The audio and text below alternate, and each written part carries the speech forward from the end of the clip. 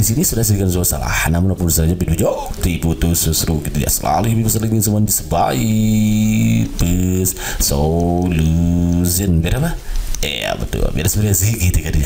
Asalnya kayak gini cenderungnya. Lembaga negara Indonesia adalah lembaga-lembaga yang dibentuk berdasarkan Undang-Undang Dasar UUD, ujung-ujungnya duit. Nah, gitu. Undang-undang atau peraturan yang dibentuk. Lembaga di tingkat pusat dapat dibedakan dalam 4 tingkatan kelembagaan berikut ini, kecuali jadi perlu ketahui bahwa lembaga-lembaga yang dibentuk itu berdasarkan undang-undang, ya ada berdasarkan undang-undang saja, ada peraturan yang lebih rendah seperti peraturan presiden, peraturan menteri, ya betul ya. Kalau lembaga negara bukan ya lembaga itu ya, ada peraturan presiden, peraturan menteri, betul kayaknya ya. Ya. Benar ya. A. Lembaga yang dibentuk berdasarkan Undang-Undang Dasar, ada ini.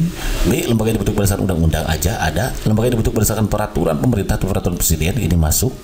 Lembaga yang dibentuk berdasarkan peraturan menteri, ada. Lembaga yang dibentuk berdasarkan pemilihan umum, nggak ada nih. Jadi nggak ada lembaga yang dibentuk berdasarkan pemilihan umum, pemilu. Berarti jawaban, karena itu kan kecuali, berarti yang bukan. Berarti kalau begitu jawaban yang begitu kan sin. Isi mantap. Kalau mantap next nih kawan-kawan ya, sebagai bahasan tambahan aja untuk pengetahuan untuk kawan-kawan bahwa lembaga negara itu dibentuk berdasarkan undang-undang ya. Di antaranya contohnya ada presiden, wapres, MPR, DPR, gitu ya, DPD, BPK, MA, MK dan KY itu adalah lembaga yang dibentuk berdasarkan undang-undang dasar gitu. Sementara untuk lembaga yang dibentuk berdasarkan undang-undang itu diantaranya Kejaksaan Agung itu berdasarkan undang-undang, BI, Bank Indonesia ya, KPU, KPK, KPI, PPANTK, Ombudsman dan lain-lain itu yang dibentuk berdasarkan undang-undang. Lalu ada lembaga yang dibentuk berdasarkan peraturan pemerintah dan peraturan presiden, dan ada lembaga yang dibentuk berdasarkan peraturan menteri ya. Banyak kalau menteri ya, Permendikbud misalkan ya, Permenpan RB kayak gitu ya, Perpres. Nah ini yang ini Perpres, ini biasanya depannya Perpres, peraturan presiden. Kalau ini Permendikbud, nah kalau menteri pendidikan Permen gitu, Permenpan RB, peraturan pemerintah gitu ya kan. Understand? Mantap kalau next. Dari segi hierarki, lembaga negara dapat dibedakan ke dalam 3 lapis. Yang ini lapis pertama dapat disebut lembaga tinggi negara. Lapis pertama, lapis kedua dapat disebut lembaga negara saja, dan lapis ketiga merupakan lembaga negara yang sumber kewenangannya berasal dari regulator atau pembentuk peraturan di bawah undang-undang. Berikut ini merupakan lembaga yang termasuk lembaga tinggi negara. Kecuali A. Peraturan presiden dan wakil presiden, B. DPR, DPR, C. Majelis Perwakilan Rakyat, E. Mahkamah Konstitusi, E. Menteri Negara. Nah yang bukan di mana? Iya betul. Gak ada ya yang kecuali kan ini, yang gak ada itu adalah Menteri Negara kan ya. Lembaga negara yang termasuk lembaga tinggi negara lah. Jadi lembaga tinggi negara itu udah presiden. Oke nih kita bahas ya.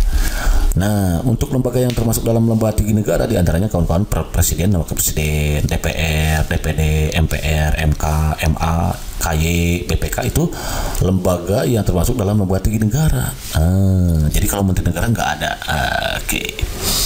Atau perdana menteri juga nggak ada. Next.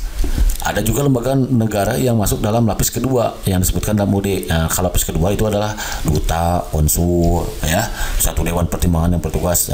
Dahulu Dewan Pertimbangan Agung ya dihapus saat amandemen dihapus ya. Sekarang Dewan Pertimbangan Presiden, Menteri Negara, Menteri Dalam Negeri, Menteri Luar Negeri, Menteri Pertahanan disebutkan ya. Kalau dulu Komisi KPU itu bersifat nasional tetapi mandiri gitu kan, dari Bank Sentral gitu kan ya. Seperti Bank Indonesia itu lapis kedua. Tentara Nasional Indonesia itu juga Angkatan Darat, Angkatan Laut, Angkatan Udara disebutkan secara eksplisit dalam Undang-Undang pasal 10 ya. Lalu Kepolisian Negara Republik Indonesia pasal 30 ayat 4 gitu kan kawan. Itu lapis kedua ya. Nah, next.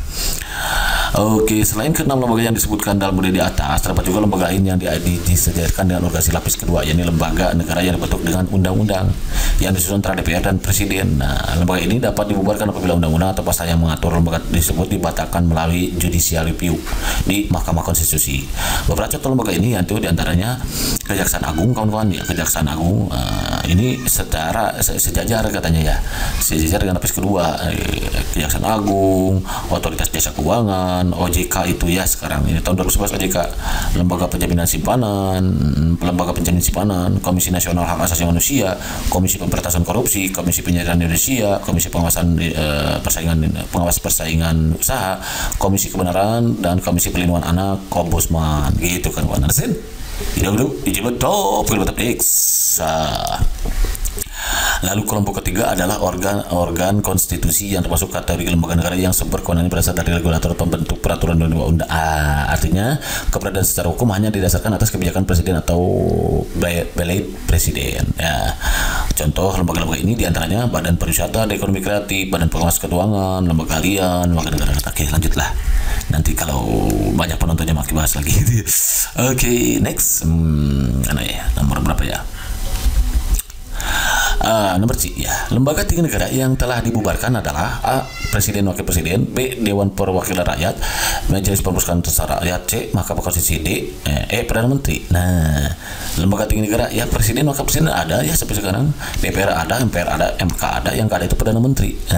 Jadi karena yang sudah dibubarkan yang ditanyanya itu adalah Perdana Menteri, kawan-kawan. Jadi Perdana Menteri itu sudah dibubarkan dahulu kala itu ya. Oke, nih kita penjelasannya cek. Jadi lembaga tinggi negara yang sudah dibubarkan itu diantaranya Perdana Menteri, Dewan Pertimbangan Agung DPA ya, tadi ya sudah dikatakan oleh Maka sebelumnya. Ada juga Kementerian Departemen Negara, itu dulu Departemen Penerangan. Karena tidak terang jadi penerangan. Karena sudah terang gitu maksudnya, jadi dihapuskan gitu. Lembaga pemerintahan non kementerian, contoh Badan Pengembangan Kebudayaan dan Pariwisata, Lembaga Informasi Nasional. Lalu lembaga non strukturalnya apa? Badan Penyihatan Perbankan Nasional, Badan Rehabilitasi dan Rekonstruksi untuk Aceh dan Nias, Unit Kerja Presiden untuk Pengelolaan Program Kebijakan Diplomasi. Lembaga struktural di bawah Kementerian Departemen Negara, Badan Konsultasi Keuangan Negara di bawah Departemen Keuangan. Oke, itu kali. Oke kawan-kawan, barangkali saja dulu yang sedikit sebagai wawasan tambahan untuk kawan-kawan dan juga pemanasan. Dan barangkali kawan-kawan ingin pemanasan lebih lanjut, silakan kawan-kawan simak soal berikut ini yang jenisnya berbeda tapi masih membahas tentang DPR atau DPR gitu ya, tugas dan wewenangnya. Oke. Di sini sudah jadikan sebuah masalah, namun apapun masalahnya minumnya teh botol seru gitu kan ya. Selalu hadapi masalah itu dengan senyuman. Jadi Smile Solution. Biar apa? Iya betul, biar ada inspirasi gitu kan ya. Ya. Number 1 kita baca bareng-bareng ya. Lembaga tinggi negara dalam sistem ketatanegaraan Indonesia yang merupakan pemegang kekuasaan kehakiman bersama-sama dengan Mahkamah Agung adalah bla bla bla A. MPR, B. DPR, C. MK gitu, E. DMA, NE, DPD. Sorry ya, MPR, DPR, MK, MA atau DPD. Tentunya kawan-kawan untuk mengetahui mana jawaban yang tepat kita harus tahu dulu definisi dari masing-masing lembaga ini gitu ya, termasuk nomor 2. Oke nih. Berikut merupakan kewenangan Mahkamah Konstitusi kecuali A. memutus pembubaran partai politik, B. memutus perselisihan tentang hasil pemilu, C. menguji undang-undang terhadap Undang-Undang Dasar 1945, D. memutus sengketa kewenangan lembaga negara yang kewenangannya diberikan oleh UUD 1945, E. mengubah dan menetapkan UUD 1945. Jadi kawan-kawan, untuk mengetahui ini berarti kita harus tahu dulu definisi dari Mahkamah Konstitusi dan juga definisi dari Mahkamah Agung. Dan ini merupakan tema ini maka angkat ke permukaan itu terkait dengan permintaan salah seorang sahabat kita. Beliau bernama Mbak Sri Lestari Siregar. Halo Mbak, salam kenal dari Mak Ake ya.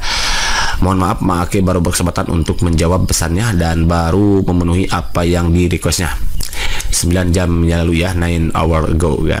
MA dan MK dong Mang, please. Nah, oke gitu ya, karena ada please jadi makanya sekarang buatkan, mudah-mudahan apa yang berikan apa yang bisa bermanfaat untuk Mbak pada khususnya dan untuk kawan-kawan yang lain pada umumnya. Oke kawan-kawan, jadi gini kawan-kawan, pertama kita harus tahu dulu definisinya.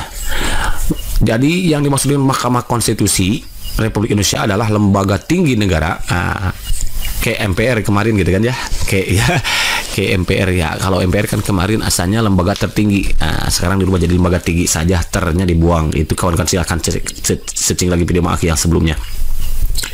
Kemudian ini lembaga tinggi negara dalam sistem kenegaraan Indonesia yang merupakan pemegang kekuasaan kehakiman bersama dengan Mahkamah Agung ya, itu Mahkamah Konstitusi. Sementara Mahkamah Agung gitu ya, definisinya adalah lembaga tinggi negara dalam sistem kenegaraan Indonesia yang merupakan pemegang kekuasaan kehakiman bersama-sama dengan Mahkamah Konstitusi ya, jadi sama gitu ya, dan bebas dari pengaruh cabang-cabang lainnya, artinya tidak bisa dipengaruhi kawan-kawan. Mahkamah Agung membawahi badan peradilan dalam lingkungan peradilan umum, lingkungan peradilan agama, lingkungan peradilan militer, dan lingkungan peradilan tata usaha negara gitu definisinya. Oke, sebelum kita lanjut ke tugas dan wewenang MA ataupun MK, perlu kawan-kawan ketahui di sejarahnya nih gini. Pada tanggal 18 Agustus itu kan kita tahu ya, sehari setelah kemerdekaan Republik Indonesia. Soekarno kan itu Presiden Soekarno melantik, beliau melantik, tulis saja melantik Mr. Dr. R.S.E. Kusuma gitu ya, Kusuma Atmaja kalau huruf dahulu kan gini kayak nulisannya penulisannya kayak gini gitu maksudnya kawan-kawan ya. Jadi 18 Agustus Presiden Soekarno melantik Mr. Dr. R.S.E. Kusuma Atmaja sebagai ketua MPR, sebagai ketua MA, sebagai ketua MA. Jadi beliau dilantik sebagai ketua MA, sebagai ketua MA Mahkamah Agung saat itu. Nah, kawan-kawan kalau mau tahu ya.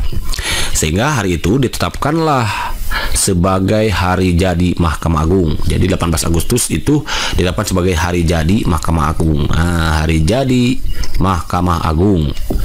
And then 18 Agustus itu kan di sini juga selain itu 18 Agustus itu juga kan terjadi sidang PPKI ya kan ya, Panitia Percepatan Kemerdekaan Indonesia. Nah, silakan kawan-kawan searching lagi video Mang Akil terkait dengan PPKI gitu ya. Di sini kan PPKI melakukan sidang, di mana hasil sidangnya tanggal 18 Agustus itu ya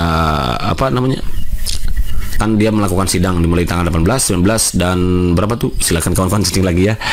Jadi tanggal 18 itu kan disahkannya undang-undang kan, disahkannya undang-undang dasar beserta pembentukan dan pengangkatan kabinet. Nah, boleh kalau mau tulis beserta pembentukan dan pengangkatan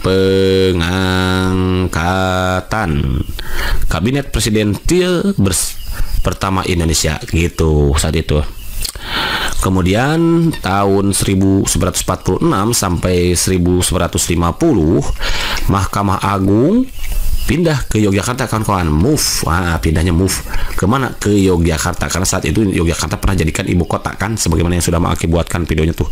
Kalau nggak salah itu videonya terkait dengan Rengas Dengklok atau apa itu, sejarah lahirnya Tiga Serangkai atau apa itu, pokoknya kawan-kawan searching lagi video Aki yang sebelumnya ya. Itu ada atau perjanjian Linggarjati ya, atau kalau nggak salah gitu ya, Linggarjati gitu maksudnya, sebagai ibu kota negara RI saat itu. Jadi 1946 sampai 1950 MA pindah ke Yogyakarta sebagai ibu kota negara RI. Sehingga saat itu karena pindah, maka terdapat dua lembaga peradilan tertinggi di Indonesia. Terdapat dua lembaga peradilan tertinggi di Indonesia. Yang pertama itu ada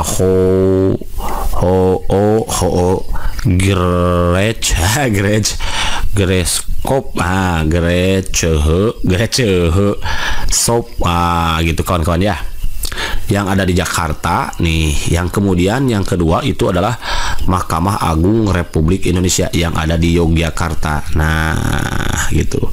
Kalau ini dipimpin oleh ketuanya itu adalah Mr. Wir George, gitu kan ya. Kalau ini Mahkamah Agung ini Republik Indonesia itu adalah ketuanya adalah yang tadi itu siapa? Iya betul, Kusuma Atmaja, Kusuma Atmaja gitu kan ya. Jadi tuh ada dua tuh saat itu lembaga tertinggi, saat itu masih tertinggi ya di Indonesia. Kemudian 1 Januari 1950 MA Mahkamah Agung kembali lagi ke Jakarta, back to Jakarta again gitu kan. Nah, dalam kurun waktu tersebut MA dua kali melantik dan mengambil sumpah Presiden Soekarno. Jadi dua kali melantik dan mengambil sumpah Presiden Soekarno. Satu pada 19 Agustus ya kan, tanggal 17 Agustus memproklamasikan gitu kan ya, mengangkat presiden itu kan tanggal 18 Agustus ya, sesuai hasil sidang PPKI gitu kan. 18 Agustus di samping mengesahkan undang-undang, mengangkat presiden dan wakil presiden kan 18 Agustusnya. Nah, 19 Agustus tahun 1945 gitu kan ya. gitu kan kawan. Dia melantik presiden, ya kan? Nah, dilantik sebagai presiden pertama Indonesia. Kemudian tanggal 27 Desember 1949 ini dilantik sebagai presiden RIS. Nah, ada RIS kan kemarin ya, sudah dibahas Maki ya gitu ya. Nah, 27 Desember 1945 itu kan diangkat sebagai presiden Republik Indonesia Serikat gitu kawan-kawannya. Jadi gitu kan kawan ya. Jadi tanggal 19 Agustus itu dilantik sebagai presiden kan, tanggal 16 itu kan mengangkat dan presiden dan wakil presidennya kan hasil sidang PPKI. Kemudian tanggal 19-nya dilantik oleh MA ini saat itu. Kemudian 27 Desember Soekarno kembali lagi dilantik menjadi presiden Republik Indonesia Serikat gitu, karena saat itu terjadi ada Republik Indonesia Serikat. Nah, silakan kawan-kawan searching lagi video Maki sebelumnya. Nah, itu selesai sejarahnya. Nah, mengenai nah baru kita masuk nih ke tujuan pertemuan kita hari ini gitu ya. Tujuan pembelajaran kita hari ini maksudnya gitu ya. Nggak bertemu soalnya sama Aki ya. Gitu kan ya. Tujuan pembelajaran hari ini adalah wewenang MA. Nah, kawan-kawan, perlu kawan-kawan ketahui terkait dengan wewenang MA, nanti kawan-kawan silakan buka bab 9 Undang-Undang Dasar 1945 ya. Karena ini dibuat di bab 9 Undang-Undang Dasar 1945. Lebih tepatnya ini pasal, kalau nggak salah itu pasal berapa? 24 kalau nggak salah ya. Pasal 24. Nah, di sana sudah jelas kawan-kawan ya. Pokoknya kawan-kawan baca lagi bab 9 pasal 24 itu terkait kekuasaan kehakiman. Bab 9 ini adalah kekuasaan kehakiman. Itu nanti akan memuat MA, Mahkamah Agung dan Mahkamah Konstitusi gitu kawan-kawan. Ya, ada pokoknya di pasal 24. Di mana berdasarkan pasal 24 itu dikatakan bahwa wewenang MA 1 nih dia MA Mahkamah Agung gitu ya, memutus permohonan kasasi. Nah, permohonan kasasi. Nah, dia terhadap siapa? Putusan pengadilan tingkat banding, terhadap putusan pengadilan tingkat banding. Nah, ini ada pokoknya di pasal 24 lah, kawan-kawan nanti buka lagi gitu ya.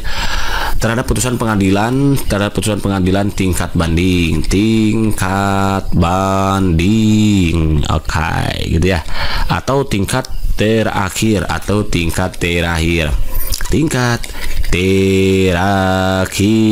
gitu. Dari semua lingkungan peradilan. Nah, dari semua lingkungan peradilan,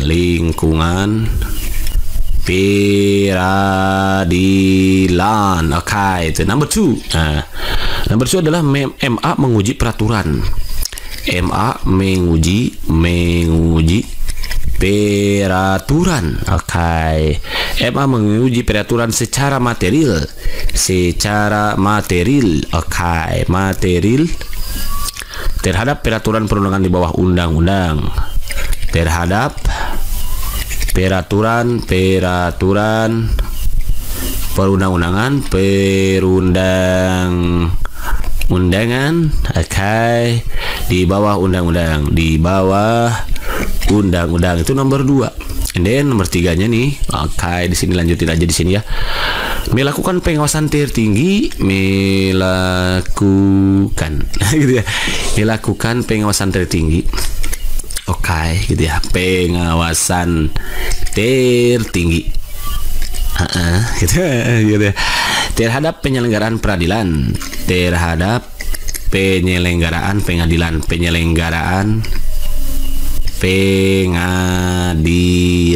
gitu kawan-kawan ya. Di semua lingkungan peradilan dalam pelanggaran kekuasaan kehakiman, dalam penyelenggaraan kekuasaan kehakiman gitulah. Pokoknya ada 3 di sini ya. MA memutus permohonan kasasi terhadap putusan pengadilan tingkat banding atau tingkat terakhir dari semua lingkungan peradilan. MA menguji peraturan secara materi terhadap peraturan perundangan di bawah undang-undang gitu kan ya.